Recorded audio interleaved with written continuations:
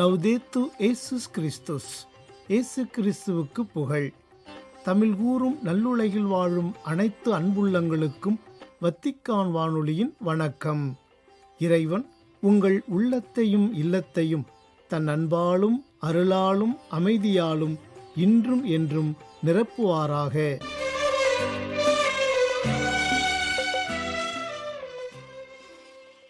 அன்பு நேயர்களே, வத்திக்கான் வானொலி இன்று உங்களுக்கு வழங்கவிருப்பவை தடம் தந்த தகைமை, திருத்தந்தையின் புதன் மறைக்கல்வி உரை மற்றும் செய்திகள்.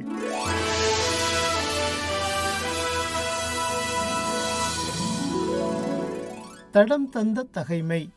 சாமுவேலுக்கு கடவுள் தோன்றுதல்.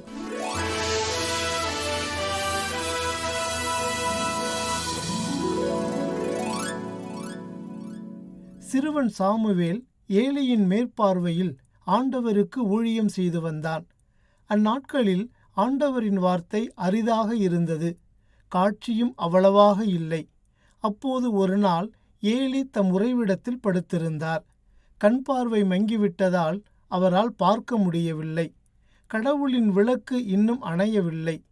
கடவுளின் பேழை வைக்கப்பட்டிருந்த ஆண்டவரின் இல்லத்தில் சாமுவேல் படுத்திருந்தார். அப்போது ஆண்டவர் சாமுவேல் என்று அழைத்தார். அதற்கு அவன், இதோ அடியேன் என்று சொல்லி ஏலியிடம் ஓடி, இதோ அடியேன், என்னை அழைத்தீர்களா என்று கேட்டான். அதற்கு அவர், நான் அழைக்கவில்லை, திரும்பிச் சென்று படுத்துக்கொள் என்றார். அவனும் சென்று படுத்துக்கொண்டான். ஆண்டவர் மீண்டும் சாமுவேல் என்று அழைக்க அவன் ஏலியிடம் சென்று, இதோ அடியேன், என்னை அழைத்தீர்களா என்று கேட்டான். அவரோ, நான் அழைக்கவில்லை மகனே, சென்று படுத்துக்கொள் என்றார். சாமுவேல் ஆண்டவரை இன்னும் அறியவில்லை. அவனுக்கு ஆண்டவரின் வார்த்தை இன்னும் வெளிப்படுத்தப்படவில்லை. 3ஆம் முறையாக ஆண்டவர் சாமுவேல் என்று அழைத்தார். அவன் எழுந்து ஏலியிடம் சென்று, இதோ அடியேன், என்னை அழைத்தீர்களா என்று கேட்டான். அப்பொழுது சிறுவனை ஆண்டவர்தாம் அழைத்தார் என்று ஏலி தெரிந்து கொண்டார். பின்பு ஏலி சாமுவேலை நோக்கி, சென்று படுத்துக்கொள். உன்னை அவர் மீண்டும் அழைத்தால் அதற்கு நீ, ஆண்டவரே பேசும், உம் அடியான் கேட்கிறேன் என்று பதில் சொல் என்றார். சாமுவேலும் தம் இடத்திற்கு சென்று படுத்துக்கொண்டான். அப்போது ஆண்டவர் வந்து நின்று, சாமுவேல், சாமுவேல் என்று முன்பு போல அழைத்தார். அதற்கு சாமுவேல், பேசும், உம் அடியான் கேட்கிறேன் என்று மறுமொழி கூறினான்.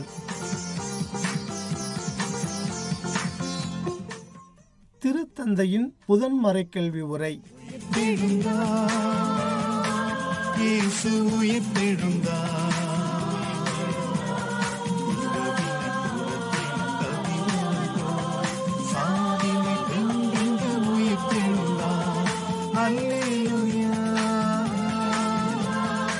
ஆனந்தமே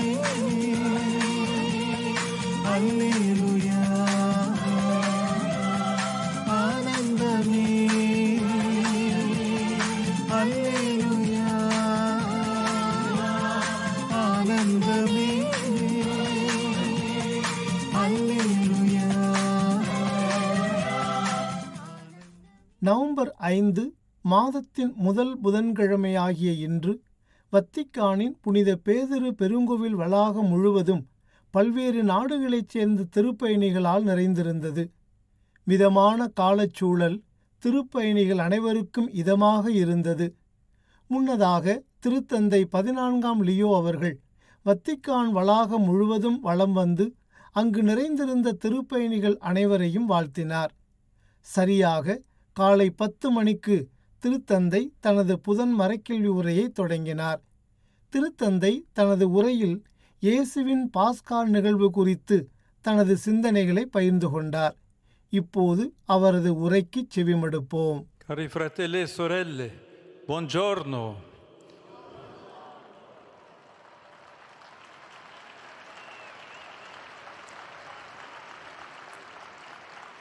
E benvenuti tutti. La Pasqua di Gesù è un evento che non appartiene a un lontano passato, ormai sedimentato nella tradizione, come tanti altri episodi della storia umana. La Chiesa ci insegna a fare memoria attualizzante della risurrezione ogni anno nella domenica di Pasqua e ogni giorno nella celebrazione eucaristica. அன்பான சகோதரர் சகோதரிகளே, இயேசுவின் பாஸ்கா என்பது ஒரு தொலைதூர கடந்த காலத்தைச் சேர்ந்ததல்ல. மனித வரலாற்றின் பல தொடர் நிகழ்வுகளைப் போலவே இப்போது பாரம்பரியத்தில் நிலை பெற்றுள்ளது. ஒவ்வொரு ஆண்டும் உயிர்ப்பு ஞாயிறென்றும் ஒவ்வொரு நாளும் நற்கருணை கொண்டாட்டத்திலும் உயிர்த்தெழுதலை உயிருள்ள நினைவாக கொண்டாட திரு அவை நமக்கு கற்பிக்கிறது. இந்த விழாவில் இதோ உலக முடிவு வரை எந்நாளும் நான் உங்களுடன் இருக்கிறேன் என்ற உயிர்த்தெழுந்த ஆண்டவரின் வாக்குறுதி முழுமையாக நிறைவேறும். இந்த காரணத்தினால்தான் பாஸ்கா மறைபொருள் கிறிஸ்தவ வாழ்க்கையின் மூளைக்கல்லாக அமைந்துள்ளது. அதைச் சுற்றியே மற்ற எல்லா நிகழ்வுகளும் சுழல்கின்றன.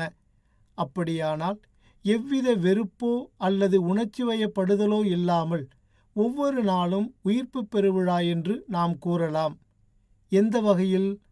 ஒவ்வொரு மணி நேரமும் வலி, துன்பம், சோகம் என நமக்கு பலவிதமான அனுபவங்கள் ஏற்படுகின்றன. இவை மகிழ்ச்சி, வியப்பு, அமைதி ஆகியவற்றுடன் பின்னி பிணைந்துள்ளன. ஆனால் ஒவ்வொரு சூழ்நிலையிலும் மனித இதயம் முழுமைக்காகவும் ஆழ்ந்த மகிழ்ச்சிக்காகவும் இயங்குகின்றது. 20ஆம் நூற்றாண்டின் சிறந்த தத்துவயியலார் எடித் ஸ்டீன் என்ற இயற்பெயர் கொண்ட சிலுவையின் புனித தெரசா பெனடிக்டா மனித ஆளுமையின் மறைபொருளை ஆழமாக ஆராய்ந்தவர். நிறைவிற்கான தொடர்ச்சியான தேடலில் இந்த முனைப்புடைமையை நமக்கு நினைவூட்டுகின்றார். மனிதன் எப்போதும் தனக்கு புதிதாக கொடுக்கப்பட வேண்டுமென்று ஏங்குகிறான். அப்போதுதான் அந்த கணம் அவனுக்கு கொடுப்பதையும் அதே வேளையில் அவனிடமிருந்து பறிப்பதையும் அவன் பெற்றுக்கொள்ள முடியும் என்று அவர் எழுதுகிறார். நாம் வரம்புக்குள் மூழ்கி இருக்கின்றோம். ஆனால் அதே வேளையில் அதை கடக்கவும் கடுமுயற்சி செய்கிறோம். பாஸ்கா அறிவிப்பு என்பது வரலாறு முழுவதிலும் எதிரொலித்த மிக அழகான, மகிழ்ச்சியான மற்றும் மிகப்பெரிய செய்தியாகும். பாவத்தின் மீது அன்பும் இறப்பின் மீது வாழ்க்கையும் பெற்ற வெற்றியை இது சான்றளிக்கும் நற்செய்தியாகும். அதனால்தான் நம் மனதையும் இதயங்களையும் இடையூறு செய்யும் அர்த்தத்திற்கான சேவையை நிவர்த்தி செய்யக்கூடிய ஒரே விடயம் இதுவாக அமைந்துள்ளது. மனிதர்கள் ஒரு உள் இயக்கத்தால் ஈர்க்கப்படுகிறார்கள். அதை தாண்டிய ஒன்றை நோக்கி கடுமுயற்சி செய்கிறார்கள். அதை தொடர்ந்து அவைகளை ஈர்க்கிறார்கள். எந்த தற்செயல் யதார்த்தமும் நம்மை திருப்திப்படுத்துவதில்லை. நாம் எல்லையற்ற மற்றும் முடிவற்றவற்றை நோக்கி செல்கிறோம்.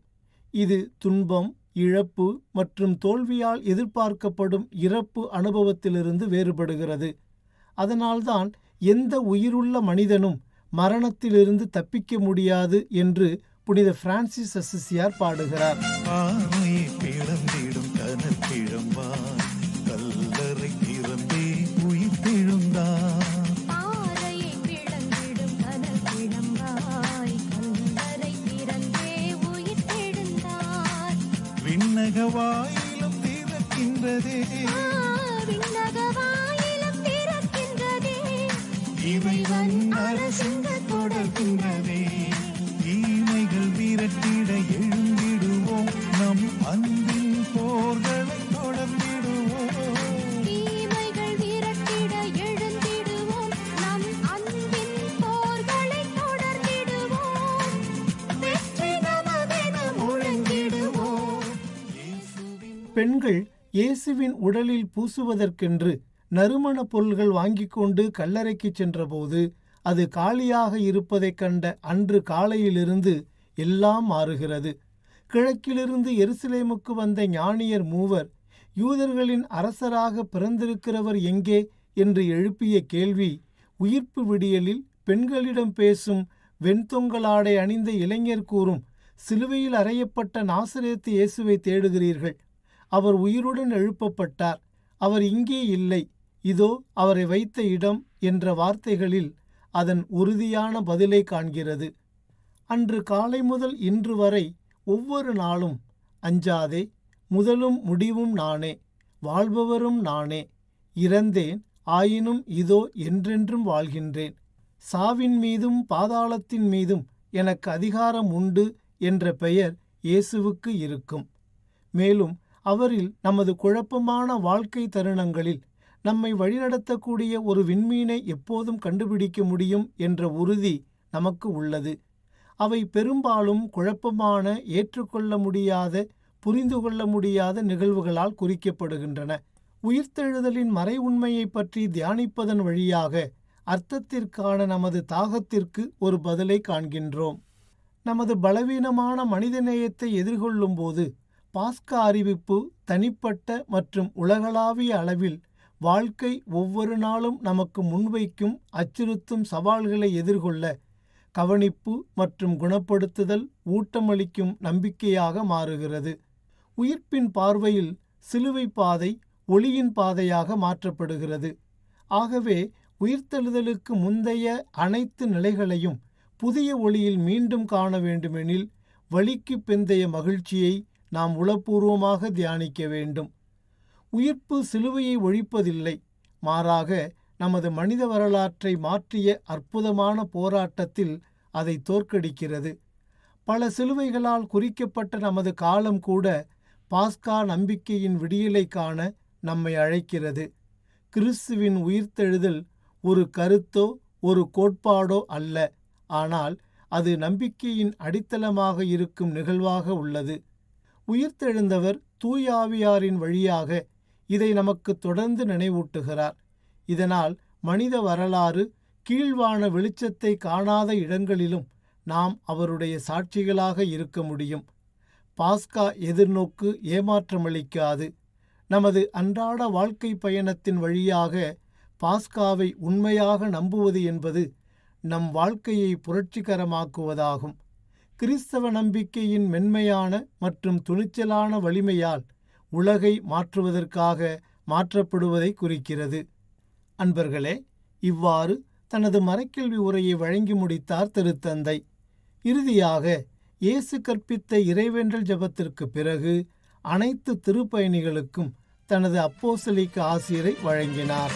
மானிட வாழ்க்கையின் கொடுமுடியாய் மாபரன் இயேசுவே உயிர்த்தாரே. மானிட வாழ்க்கை கொடுமுடியாய் மாபரன் இயேசுவே உயிர்த்தாரே. போரிடும் ஏழைகள் ஆற்றலுமாய் போரிடும் ஏழைகள் ஆற்றலுமாய் செல்வரி செருக்கினை உடைத்தாரே. சோர்ந்திடும் வறியவர் நம்பிக்கையே இங்கு விடியலின் இலக்காய் புலம்பிடுதே. சோர்ந்திடும் வறியவர் நம்பிக்கையை இங்கு விடியலின் விளக்காய் துலங்கிடுதே. உண்மை நிலையாய் ஆழ்கின்றதே, அன்பின் நீதியும் கனிகின்றதே. அல்லேலூயா, ஆனந்தமே. அல்லேலூயா, ஆனந்தமே. அல்லேலூயா, ஆனந்தமே. அல்லேலூயா, ஆனந்தமே. அன்பு உள்ளங்களே, இந்நேரம் வரை நீங்கள் கேட்டு மகிழ்ந்தவை தடம் தந்த தகைமை மற்றும் திருத்தந்தையின் புதன் மறைக்கல்வி உரை.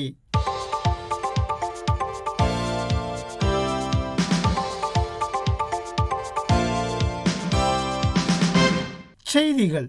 தற்கொலை எண்ணங்களுடன் போராடுபவர்கள் தங்கள் சமூகத்தில் அவர்களுக்கு தேவையான ஆதரவு, கவனிப்பு மற்றும் அன்பை கண்டறிந்து வாழ்க்கையின் அழகிற்கு திறந்த மனம் கொண்டிருக்க வேண்டும் என்று நாம் இறைவேண்டல் செய்வோம் என்று மொழிந்துள்ளார் திருத்தந்தை 14ஆம் லியோ. நவம்பர் 4 செவ்வாயன்று நவம்பர் மாதத்திற்கான தனது இறைவேண்டல் கருத்தை காணொளி காட்சியாக வெளியிட்டுள்ள திருத்தந்தை அதில் இவ்வாறு கூறியுள்ளார். ஆண்டவராகிய இயேசுவே, சோர்ந்து போனவர்களையும் பெரும் சுமை சுமந்தவர்களையும் உம்மிடத்தில் வந்து உம்முடைய இதயத்தில் இளைப்பாற அழைக்கிறீர் என்றும், இருளிலும் விரக்தியிலும் வாழும் அனைத்து மக்களுக்காகவும், குறிப்பாக தற்கொலை எண்ணங்களுடன் போராடுபவர்களுக்காகவும் இந்த மாதத்தில் உம்மை வேண்டுகிறோம் என்று தெரிவித்துள்ளார். அவர்களை வரவேற்கும், கேட்கும், அவர்களுடன் செல்லும் ஒரு சமூகத்தை அவர்கள் எப்போதும் கண்டுபிடிக்கட்டும் என்றும் நம் அனைவருக்கும் ஆறுதலையும் ஆதரவையும் வழங்கக்கூடிய கவனமுள்ள மற்றும் இரக்கமுள்ள இதயத்தையும் தேவையான தொழில்முறை உதவியையும் வழங்குவாராக என்றும் குறிப்பிட்டுள்ளார். மாண்புடனும் இலகிய மனமுடனும் நெருக்கமாக இருப்பது எப்படி என்பதை நாம் அறிந்து கொள்வோம். காயங்களை குணப்படுத்தவும் பிணைப்புகளை உருவாக்கவும் எல்லைகளை திறக்கவும் உதவுவோம் என்று உரைத்துள்ளார் திருத்தந்தை. வாழ்க்கை ஒரு கொடை என்பதையும் வலி மற்றும் துன்பத்தின் மத்தியிலும் கூட அழகும் அர்த்தமும் இன்னும் இருக்கிறது என்பதையும் நாம் ஒன்றாக மீண்டும் கண்டுபிடிப்போம் என்றும், ஆண்டவரே, உங்களை பின்பற்றுபவர்கள் நம்பிக்கையின்றி சோகத்திற்கு ஆளாகிறார்கள் என்பதை நாங்கள் நன்கு அறிவோம் என்றும் ஜெபித்துள்ளார். ஆண்டவரே, நீர் எங்களுக்கு கொடுக்கும் வாழ்க்கையில் எங்கள் நம்பிக்கையை புதுப்பிக்க கையை பிடித்து எங்களை வழிநடத்தும் இறைத்தந்தையின் எல்லையற்ற அன்பை நாங்கள் அடையாளம் கண்டு அனைவருக்கும் அறிவிக்கும்படி உம்முடைய அன்பை எப்போதும் எங்களுக்கு உணர்த்தும்படி உம்மிடம் நாங்கள் வேண்டுகிறோம் என்று இறைவேண்டல் செய்து இம்மாதத்திற்கான தனது இறைவேண்டல் கருத்தை நிறைவு செய்துள்ளார் திருத்தந்தை.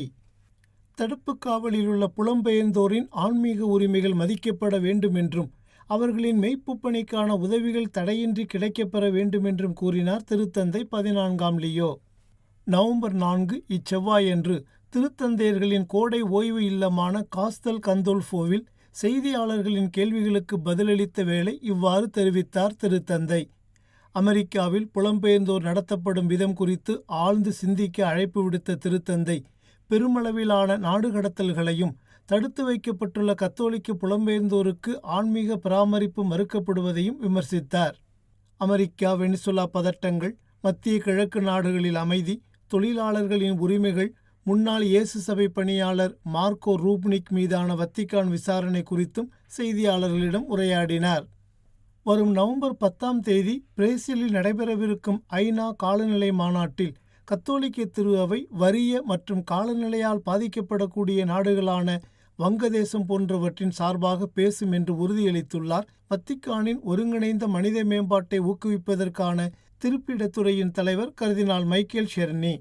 வங்கதேசத்திற்கான தனது பயணத்தின் போது இவ்வாறு தெரிவித்த அவர், வங்கதேசம் போன்ற நாடுகளின் துன்பங்கள் பன்னாட்டு அநீதி மற்றும் வளர்ந்த நாடுகளின் தீங்கு விளைவிக்கும் கொள்கைகளின் விளைவாகும் என்று அவர் வலியுறுத்தி கூறினார். இடம்பெயர்ந்த மக்கள், ரோஹிங்கியா புலம்பெயர்ந்தோர் மற்றும் தலத்திருவை தலைவர்களை சந்தித்த அவர் காலநிலை மாற்றத்தால் பாதிக்கப்பட்டவர்களின் குரல்களை பெருக்கி உலகத் தலைவர்களுக்கு அவர்களின் பொறுப்புகளை நினைவூட்டுவதற்கான திரு அவையின் பணியையும் வலியுறுத்தி கூறினார். வங்கதேசம் கடுமையான காலநிலை அச்சுறுத்தல்களை எதிர்கொள்கிறது. 2050ஆம் ஆண்டுக்குள் கடல் மட்ட உயர்வு காரணமாக அந்நாடு அதன் அழகில் 1 நிலத்தையும் உணவு உற்பத்தியில் ஏறக்குறைய 1/3 இழக்க நேரிடும் என்று IMF எச்சரிக்கின்றது. 2014ஆம் ஆண்டு முதல் 2023ஆம் ஆண்டு வரை 1,47,00,000 வங்கதேசத்தினர் இயற்கை பேரழிவுகளால் இடம்பெயர்ந்துள்ளனர் என்பது குறிப்பிடத்தக்கது. தெற்கு சூடான் அதிகமான உணவு மற்றும் ஊட்டச்சத்து நெருக்கடி எதிர்கொள்கிறது என்றும் 2026ஆம் ஆண்டு 75,60,000 மக்கள் நெருக்கடியை அல்லது மோசமான அளவிலான பசியை அனுபவிப்பார்கள் என்று கணித்துள்ளது யுனிசெஃப் நிறுவனம். நவம்பர் 5 புதனன்று வெளியிட்டுள்ள அதன் அறிக்கை ஒன்றில் இவ்வாறு தெரிவித்துள்ள அந்நிறுவனம் 20 லட்சத்திற்கும் அதிகமான குழந்தைகள் கடுமையான ஊட்டச்சத்து குறைபாட்டால் பாதிக்கப்படுவார்கள் என்று எதிர்பார்க்கப்படுவதாகவும் தெரிவித்துள்ளது. தொடர்ச்சியான மோதல்கள் மற்றும் இடப்பெயர்ச்சி, பாதுகாப்பின்மை, வெள்ளம் மற்றும் மோசமான உள்கட்டமைப்பு காரணமாக மனிதாபிமான அணுகல் கட்டுப்படுத்தப்பட்டுள்ளதாகவும் தனது அறிக்கையில் குறிப்பிட்டுள்ளது. இத்துடன் வத்திக்கான் வானொலியின் தமிழ் ஒலிபரப்பு நிறைவு பெறுகின்றது. உங்கள் செவிமடுத்தலுக்கு நன்றி. வணக்கம்.